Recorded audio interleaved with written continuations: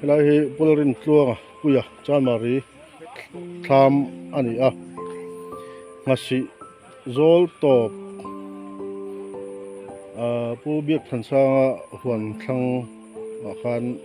ti hian tham ane khu lai ta khu le le tania hei tuna hian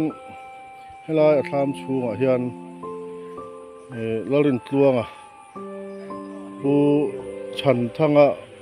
fapa ramthar nia hriat ruang ani a na hian boipui me kania police ten investigation ti chau me kani ani hi sang khazakwa som kwa apiang ni in idea chuan talan ani a voin mei niruk a hian ramkalten an huwa alan dana chuan nili ninga liamta vela thito ni om takani tiang hian chuat tham chuata arwang hu ania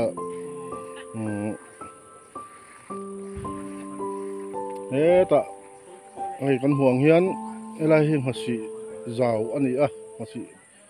pula khu pularin tluanga lelet ani a hian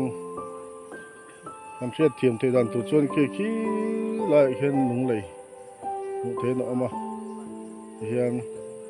lung lei tangin hasi zol zong zong kan kal zova zol to pa hian pularin tluanga puya chan mari tham oma hemi tham chunga hian vena larin tluanga son of chanthanga ruang mu ania ramkal tenan huwa tuna hian police lam ten investigation tin om me kani